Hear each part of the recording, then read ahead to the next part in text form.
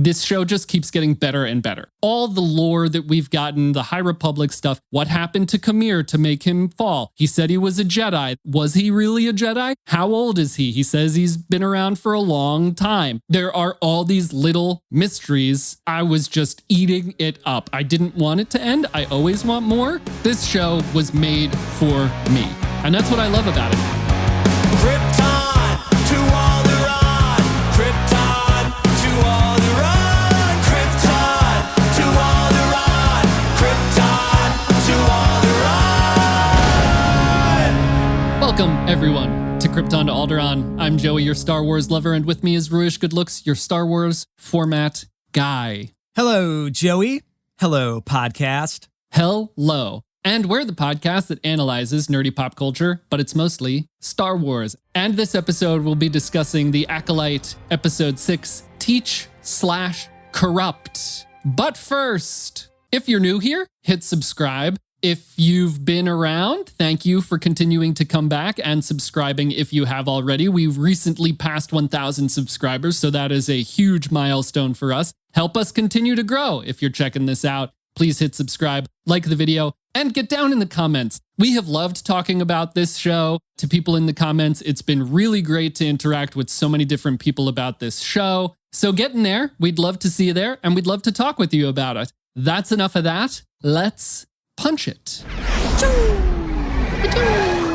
So let's do a quick vibe check, Royce, with Teach/Corrupt. We're back to the dual titles, which now I understand the formatting of, but still don't necessarily like from a content creation standpoint because I don't know how to say it out loud. But that's my only gripe. Just kidding. There's a couple of other things. But let's do a quick vibe check. How we feeling at this point in the game? I think this episode was one of the more strong episodes of the last few. I know this is only 6 episodes so far, but it's been a little up and down as far as like keeping my full enjoyment through the series. I think it's got a lot of potential. It's always had potential, but I really enjoyed the scenery change in this episode, going to this unknown planet. We're hanging out in a cave. We're talking about the Force. We're learning about medals that existed in legends that are now canon. Love a medal. So that's exciting. And I love a good training sequence between a master and an apprentice. I was enjoying all that interaction with Qimir and Osha and a lot of the emotional stuff with Sol and May. If I had any gripes, it would just be that the series is so darn short. This was 38 minutes total this week. It's bringing down the average of all Star Wars shows. It used to be 46 minutes. Now it's only 45 for all of Star Wars shows. It is just a fact that The Acolyte is a really short runtime overall. I've got lots and lots of stats I'd love to get into. I'll save the audience for them. But it just feels to me like they're stretching out this story, which is kind of a recurring theme in a lot of Star Wars shows. I wish there was a little bit more meat on the bone, but I did love some of the nuggets they gave us in this episode, especially maybe some ominous clues about Vernestra and her history. Like, we didn't get a ton of time with her, but I think there's some more there that I hope that they bring some of that into the next 2 episodes. Overall, I was pretty satisfied. How do you feel about episode 6, Return of the Cortosis? It's funny because I come at this from a different point of view right out of the gate. I will say this, but I really want to get into more of the meat of the episode. I would really love to know about how this exactly works with making these shows. Is it from a production standpoint? Does a showrunner or writers write the show and then say, okay, we can make this fit in 8 30-something minute episodes? Does some executive somewhere hear a pitch and then say, well, you have 8 episodes. We're giving you 8 episodes to tell this story. The time can range from 30 to 45 minutes or whatever. I think there's so much that goes into this, and we're constantly blaming showrunners or writers for making things short or shoving things in. And maybe that's completely fair. I just don't know enough about how it works. And so that is something I would be super curious about, because we are seeing these like drastic changes, whereas something completely new comes in like Andor, and they just seem to be given like carte blanche. Yeah. 12 episodes, however long you want, that kind of thing. So it's definitely interesting. The more I've heard you talk about it specifically with The Acolyte, the more I've started to question how it really works. Book of Boba Fett is only 7 episodes. Obi-Wan is only 6 episodes. And now Acolyte is 8, but it's even shorter than every other series. So there's just no rules. No rules. Yeah. I mean, it would just be interesting to hear how this gets decided. Maybe there's an interview out there. I would love to see an interview with somebody, either Leslie Headland or the creators of either Obi-Wan or Book of Boba Fett, discussing like what the thought process is behind, or what the stipulations are, what the boundaries are with creating these shows and why they're put in these boxes. Book of Boba Fett, 7 episodes, but they spent 2 episodes somewhere completely different. I don't want to get into all of that because I really want to talk about this. This is, if not one of, then my favorite live action Star Wars show. There, it's out there. I know I've said this before, and I think I even said it about some of Ahsoka, but this show was made for me. This is my Star Wars. I'm not saying it's perfect, but I love a lot of this show.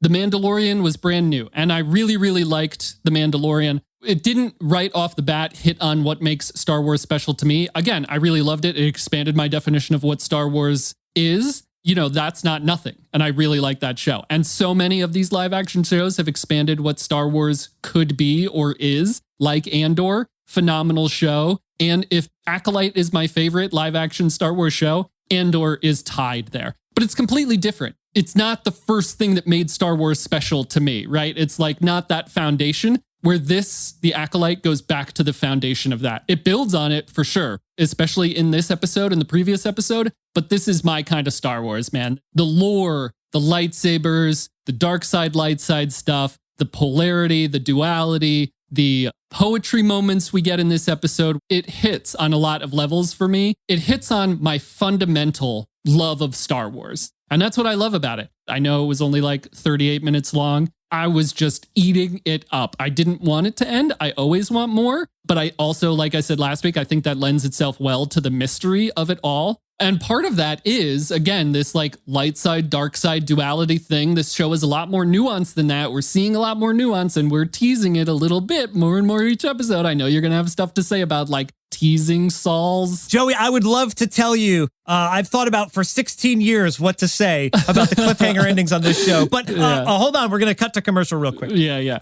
But part of what I love so much about this episode is the dark side stuff, the conversations, the interactions between Qimir / the stranger and Osha, and being on that quote unquote unknown or unnamed planet, and all the lore that exists there and all the stuff that Qimir pointed out there. But then like the training, the conversations, what he's trying to do to her to pull her to the dark side. That was the meat of this episode. That storytelling is what really made this episode top tier for me. I will say this show just keeps getting better and better. Yeah, hanging out with Qimir, he's cool, he's a little mysterious, but he's also like, he's kind of playing all of his cards on the table. I love that he's like, I killed those Jedi, I kill people that threaten my existence. What of it? Do you want to kill me right now? Oh, you don't want to kill me now, but you were going to kill me on that other planet? It's a little uncomfortable to have those like truths thrown in your face, but that is one of the strengths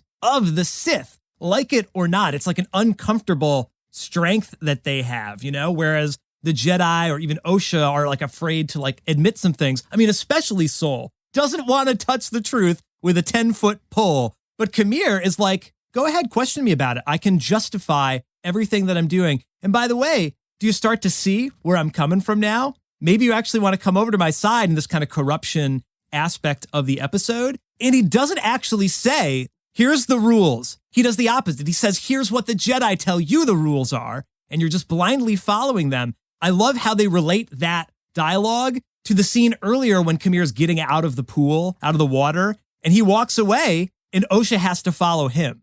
He's not like, come with me, I'll take you to the great Jedi Master, I will. It's all up to Osha. Hey, swim over to the ship if you want to get out of here. Go ahead and leave. Or you could follow me back to my hut and I'll give you some soup. It's all up to Osha to make those decisions, which a lot of the earlier parts of the season, that also kind of calls to like her leaving the witches, making her own decision to leave there, following her own path. Yeah, I like that. I like that Qimir is sort of, we said last week, he's stirring the pot with attacking all the Jedi, and he's still doing the same now with Osha, but in sort of this like evil, endearing way. I don't know exactly how to describe that, but it is kind of endearing like Saul is endearing, but from this Sith perspective. And like, I don't want to be a Sith. I don't want to be a bad guy, but I kind of do. Like, he makes good points. Yeah, that's another thing about this episode. We're back to the dual title. The Padawans have switched places. So we have Saul with May teaching / corrupting her, really, like corruption maybe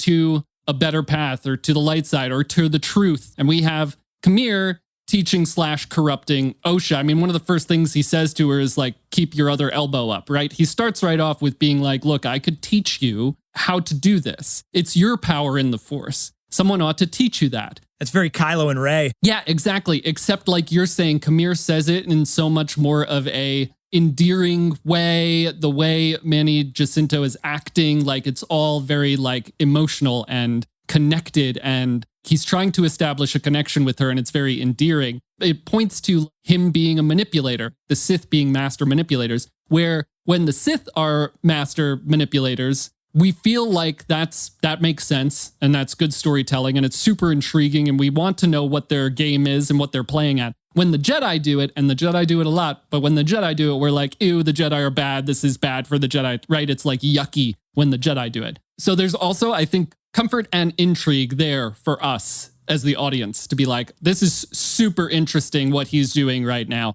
So I want to go back a little bit because you just said that you're maybe relating to him more, whereas last episode we recorded, didn't get him at all. I can't see me being on his side at all. I cannot see where he's coming from or any of that. So that's changed for you based on this episode? Yeah, I mean, just the line, I just want a pupil. That alone wasn't enough to sway me, especially after he had just murdered everybody. So that was like, come on, Soul, take this guy out. It's very clear he's not on your side. Right or wrong, there's no reason you two should be having a conversation right now. He killed your Padawan and all your buddies. Come on. But it's just like he says coming out of the pool. Like, now, what's changed now? He pulled, the greatest trick the devil ever pulled was convincing the world he didn't exist. This is exactly that. Like, he pulled a fast one on all of us, which, oh man, I'm falling in love with the show, Joey. You're doing this for me. Outside of Qimir and Osha, with May telling Soul, like, oh, that corrupts you. Your anger corrupts you, sort of thing. It blinds you towards this. So that works so well with the stuff with Qimir.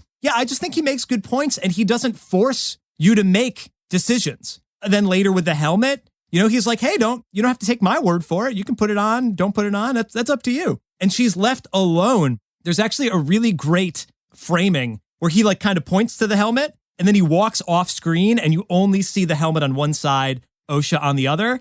And then Qimir leaves. And, later on, she puts the helmet on, of course. She decides to do that on her own. And it seems like she's given a lot of space to make that decision as well, which maybe that's very evil in the way that, like you said, he's kind of corrupting her and manipulating her to do that. But I also see parallels sort of with like Luke while he's on Octo, which I don't know if there's any connections here with the unknown planet and that. But Luke also walks away from Rey and is like, you got to follow me. If you want to go further down this path, you have to put in the effort here. I'm not going to bring this on you. So I still have plenty of problems with this show, and I'll argue with it in the comments to no end. But there's so much more here if you want to dive deeper. Yes. The Sith and Darkseid story and lore in this episode is what I really connected with and thought was the most interesting. And there's so much stuff there where a Sith, when trying to recruit an apprentice, is making it seem like the apprentice will have all the freedom in the galaxy. You don't have to be held to these stupid rules that the Jedi put out. Trust yourself, right? The manipulation of thinking that like the pupil is in control when really the master is doing the controlling. Like Qimir, calm, cool, collected. Osha's like, were you taking me as your prisoner? And he says, prisoner, you're the one with the weapon, to make her feel like she's in control. He could stop her. We saw how powerful he was. He floated out of the sky. He could stop her without hesitation, but he wants her to think she's in control. He turns his back on her and walks away while she has his lightsaber. And then later, he coaxes it out of her. He could stop her at any moment and doesn't, because he wants her to feel powerful and in control so that he has a greater weapon in her when he needs her to be a weapon. And then there are powerful emotions just below the surface. Anger, fear, loss, desire. What is the one word we use when talking about Anakin falling to the dark side? Qimir is literally seducing Osha to the dark side. There is such intensity going on in these scenes, even though they're like in a cave and it's quiet and foreboding and he's the bad guy and we just saw him kill a bunch of Jedi. But then we also have the backstory of like Osha losing everything and maybe him losing everything. He is literally seducing her to the dark side, which I also just really loved. Not only is he using his power, but he's also like using his body. It's just all so good. He's like the ultimate villain. I love this.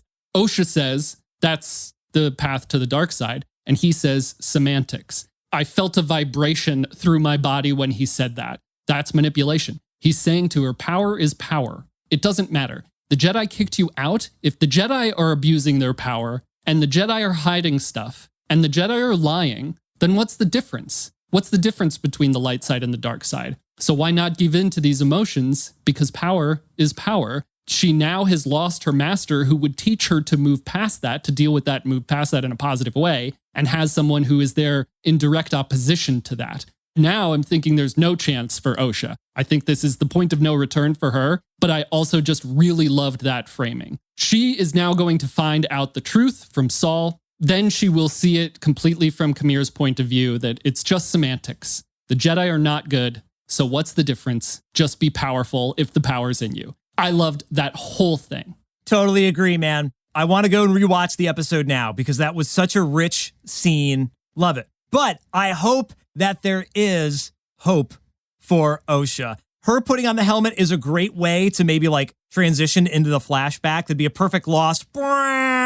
You know, we can cut from that scene to a flashback pretty seamlessly. Same thing with Saul saying, we're going to have a conversation and you're going to listen. Okay, great. We don't even have to see that in real time. We can do this all in a flashback probably. But I don't want that to be the end of Osha's, you know, just like Qimir says, like, oh, feels good to hold the lightsaber, right? Seems like you still remember some things. And Osha tries to push back. I'm not as easily as corrupted. I'll never join you. I think she says something along those lines, you know, very Luke Skywalker with Palpatine sort of thing, or with Vader in Empire. So I hope she can still hold on to that. Like, I want to see some light come out of this series rather than just the Sith rising in the background. But I don't know where exactly that's going because there's so much mystery to be revealed here. But that's such a great place where they leave off that scene where she puts the helmet on and she's going to have a vision of some sort and a reconnecting with the Force for better or worse. And then we parallel that with Saul and May and their conversations. So how did you feel about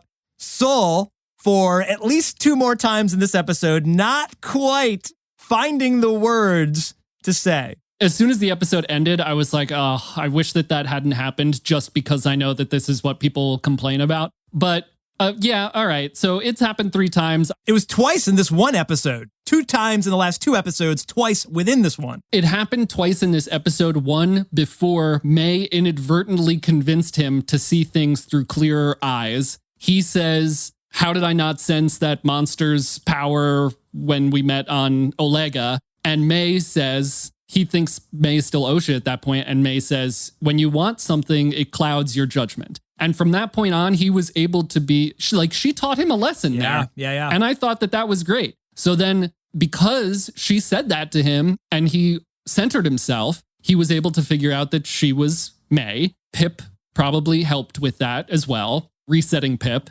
And then he gets to say it again, clear, more collected. This is what's going to happen. I know that it's happened for the past couple of episodes, but I think this is the one that makes it the most impactful. I don't necessarily like that it's been repeated so much, but I do think that it makes sense for it to come up the way it did at the end of this episode. That happens, and then we get to Osha putting on the helmet. I think when Osha connects with the Force under that helmet, she is going to see what happened, or she is going to connect with May as Saul is telling her this story. They're both going to learn the truth. Right before that, Qimir said, when you lose everything, that's when you're finally free, when she's holding the lightsaber to him outside. I think that that's a lot of foreshadowing, like Jecky's line saying, you're not defined by what you lose. You're defined by what you survive. So I think this is another line like that. When you lose everything, that's when you're finally free. She is going to see the truth when she puts on that helmet. And then I think she's going to turn. So I like the way that was set up with May and Saul, and she taught him something in the episode. It's unfortunate that we can look back and say, okay, this has happened 3 times now. But again, things are happening in real time. Like I said last week, we can spend 5 minutes talking about 30 seconds, but the characters do not have the same amount of time that we have. So between Saul saying that the first time when they get to Kofar and saying it now, like 24 hours have passed maximum, right? Like not a lot of time. It's not like he's been like sitting around week after week having said it and not doing it. It's happened in a very quick time frame. He wants to get the truth out, but he's been dealing with a lot. His entire team was just slaughtered. He now knows his former Padawan is either dead or captured. So I think it makes sense. But it's unfortunate that we have seen it happen 3 times because now we're kind of like, people are stuck on talking about it. It's really funny that you're defending it from Saul's point of view. It has nothing to do with Saul's character, right? Yeah. It only has to do with how they've written and formatted the show. You know, and I don't want to rewrite it, but it does seem like if they had smashed some of these episodes together, I don't know, because this is the reveal. What the heck happened? They keep saving it. But we could have maybe put it earlier, as I've said, maybe on the last week's pod or the pod before that. They've been toying with us, so you want it more and more and more. And, you know, Star Wars Explained said it on his review this week that everything kind of hinges on this reveal. So it better be good, whatever it is. I hope that, okay, here's another stat. The longest episode this season was the 3rd episode with the witches. That was 44 minutes. So maybe if next week is the flashback episode, or like if the finale is the flashback, I can't imagine the finale would be a flashback, but if we get another flashback, maybe that would be another opportunity for a really dense episode, at least a 40-minute plus episode, please. Like, let's be more than the average for this season. So that might bode well that we get a full story within the flashback that feels, you know, selfishly satisfying or well executed. Dude, this is like, you know, you have someone saying, hey, can, you know, we go to the candy store? Well, maybe. It's like, you can't tease me. Like, are we going or are we not going? The boy who cried wolf, you know, that's sort of what it feels like. So by the time we get to this reveal, you've built it up. I have faith. The more time you give the show, the more interesting it does become, obviously. And when you get the whole picture, as you said last week, better than I'm going to paraphrase you now, when you get the whole picture, then you have the whole picture. Yep. That's a good paraphrasation. When you get the whole picture, you have the whole picture. You heard it here first on Krypton to Alderaan. Yeah, I don't know. See, this is where it gets very subjective. This is the Rey Palpatine thing. Who's Rey's father? Who's Rey's father? Who's Right. Rey's father? 100%. But I think that works better in this. And here's why. Yes, I'm looking at this through some level of rose-colored glasses because this is foundationally my kind of Star Wars. But I don't necessarily personally need this reveal to be huge. We have an idea of what the reveal is going to be, and that's fine. And we've been waiting for it all season, which is also fine. My enjoyment of the show is not dependent on this reveal. The mystery, this show is a mystery. There's been no limit of mysteries in this series. The duality of the show, on top of that, the mysteries, and not just this one big mystery. That's what I'm trying to say. This one reveal does not make or break the show. There's not one big mystery. Why is there a polar bear? What's up with the statue? You know, we can go back to Lost. Why is there a polar bear on this island, right? That's not the big mystery. It's a little mystery, but it's super intriguing. So we have this reveal that might lead to Osha losing everything. You know, we're saying it has to be a good reveal, but I've loved all of the other mystery stuff. The dark side stuff, the mystery of the Sith, even this planet, right? We don't know what this planet is, but it has the cortosis, and that might mean something to the broader scale of the Sith. All the lore that we've gotten, the High Republic stuff, what happened to Qimir to make him fall? He said he was a Jedi. That's super interesting. Was he really a Jedi? How old is he? He says he's been around for a long time. There are all these little mysteries. Was Vernestra his master? Right? He's got that weird scar on his back, and then we just happen to see her light whip in this episode. We have been building mystery on top of mystery with this show. Like I said in one of our very first episodes, like, who killed the Jedi? We figured it out. Torben is seeking penance for whatever happened. He drinks the poison. It has been full of mysteries that have gotten answered and some that have not gotten answered, but that I've loved the intrigue that this show has set up. So I don't personally need this one thing to make or break it. It will be nice to finally have it. We put a lot of stake in this one thing, needing, like, we're ramping up to this one thing, and that's fine. But it doesn't take away from all of the other things that we have seen that they've introduced as mysteries throughout the show that I think have been pretty well done and super intriguing. So that's my rant about that. Joey, well said. As usual, I couldn't agree more. You made a lot of great points there. It's just frustrating because that one particular thing becomes an easy target because they keep writing scenes specifically about that. But you're absolutely right. They keep sprinkling in little mysteries with this larger overarching mystery, Lost. Do they get off the island? But also there's all this crazy stuff on the island. Prison break. They're trying to break out of prison, but of course they can't do that till the end of the season. But you're wondering, is his brother actually innocent during the series? Who are the people trying to, who's trying to set up who? This is actually pretty classic overarching TV, that you've got the main thing you want to reveal at the end and little mini things you're revealing in between. And it's easy to miss all of that extra stuff if you're just going for the clickbait title on your YouTube video because you're just trying to be a shill and you want to get 1 million views, which of course we all want to do. But yeah, you're right. Especially the Vernestra stuff. That was a new kind of nugget this week that I'm like, is she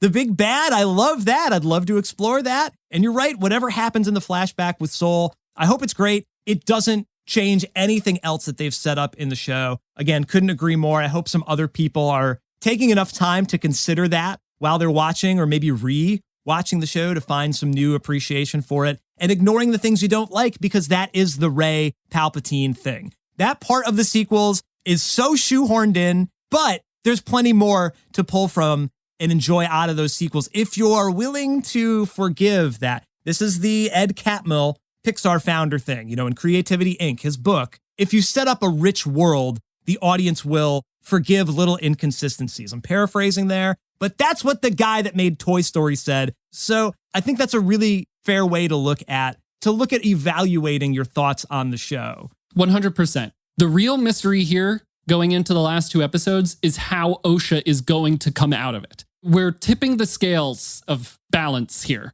Vernestra says something to tip the scales. And that's exactly what this next episode is going to do. It's going to add weight to one side of the scale or the other. So the mystery from my perspective is not what happened. We don't know exactly what happened, but we know the result. The real mystery is what's going to happen to Osha. Is she going to fall, or is she going to rise above and find some light and forgive and understand, which I don't really think is going to happen. But that's the mystery that's left. What happens to Osha? Is she the acolyte or is she not? That's the greatest mystery that's left in the show for me. And I can't wait to see how it plays out. I hope other people out there listening to this feel similarly about the show. Let me know if you also are just thinking this show is getting better and better and loving this show. Again, couldn't have said it better myself, Joey. Also, just to round this out, shout out to Soul. What's the actor's name? Lee Jung-jae. We haven't given Lee Jung-jae enough credit. I've been beaten up on Soul, not revealing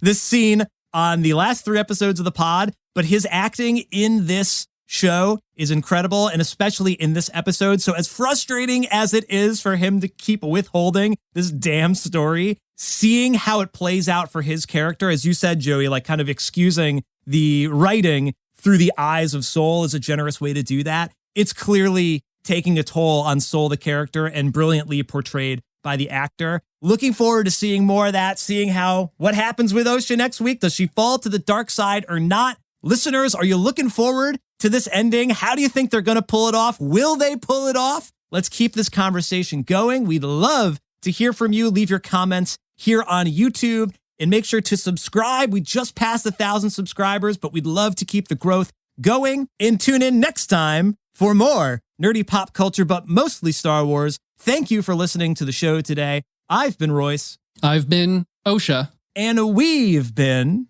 Krypton to an unknown planet. Yes, I love it. Nice. Krypton to Alderaan. Krypton to Alderaan. I think from now on, I want to try to guess the planet that you say. Yeah, cool. Cool.